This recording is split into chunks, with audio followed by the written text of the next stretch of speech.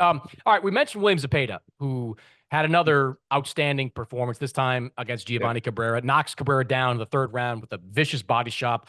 You could kind of see Cabrera in real time, kind of assess his options there. Like, I could get up, but more Right. of those are coming. So I'm going to do that thing that fighters do, where I'm going to get Mhm. up at 10 and kind of look exasperated at the fact that the referee counted me out. He wanted no more of William Zepeda. Another win, another knockout, 31-0, Yeah. 27 knockouts. This guy is electric in the ring, Jake. He is one of, if not the best body punchers right now in all of boxing. Was that just what you expected from William Zepeda, or did you see something new from him in that fight? I guess for where we rate him, it's this is the performance I expected to come out of him. I thought Giovanni Cabrera was the perfect opponent for that because you had to see him overcome, a little bit of adversity, not much. But Cabrera did have a good opening round. It was a rare round where somebody outpunched William Zepeda. I think it was like 72-56 or something like that.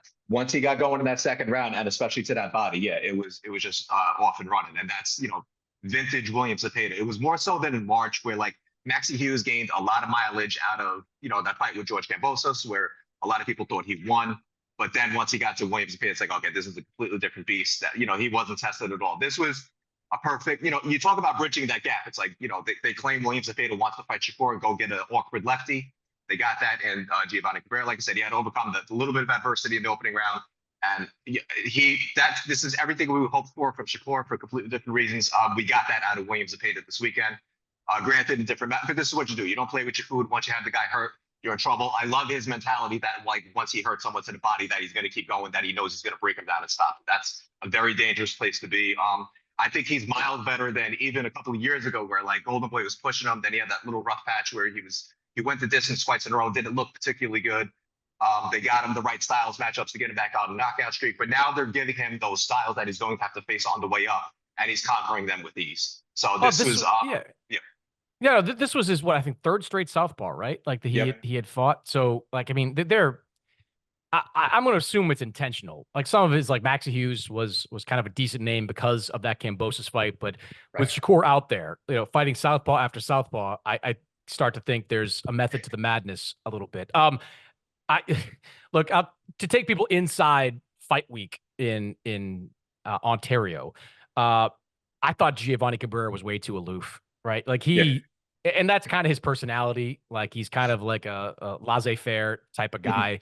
But during our fighter meetings, after he came in 2 pounds overweight, which always tells Right. me a guy didn't train as hard as he need to. He was kind of, it's like, and I was asking him the same question I've asked every single Zepeda opponent over the last 4 or 5 years. Like, how do you deal with the volume? And he was kind of dismissive. He's like, I'll just move around. I'll be awkward, and I'll disrupt his timing. I'm like, okay. And then Freddie Roach, of all people, like Freddie, I was asking Freddie about his camp, and Freddie's like, yeah, it was good camp, except for the few days that he missed. Yeah. Which again is like just red flag, red flag, red flag. So look, I was impressed with the first round that Cabrera put forward too. But like as soon as it was over, my first thought is, right, can he do this for 11 more? Because that's tough. Like, having success against William Zepeda, first, second, or third round, fine. But this guy's not going to stop coming. He is as well conditioned a fighter as there is in boxing today. Him and Panda Nahar spent all that time in the mountains of Mexico, running the hills, like just to have this kind of motor and to fight this type of style. So it wasn't surprising to me to see Zepeda wear him down and get that stoppage to the body. And again, like just looking at Cabrera's face, like he's like, that was a business decision he made right there. He's like, you know what? This guy's not going to stop coming. Those body shots are not going to stop coming. I think I'm going to take this opportunity to bail out of that. And now you've got the Baranchyk fight potentially out there. And I mentioned briefly how Top Rank is going to want to do business with Baranchyk moving forward. What's your understanding of the availability of Baranchyk, and where do you think his next fight is going to go?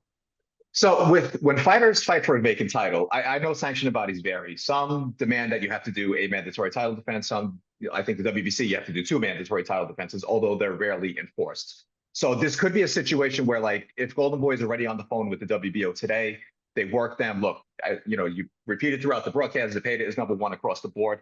This is the one title where he is available. Baranchyk was very vocal after his win over Navarrete, saying he wants everyone. A little bit more explicit with his desire to face everybody.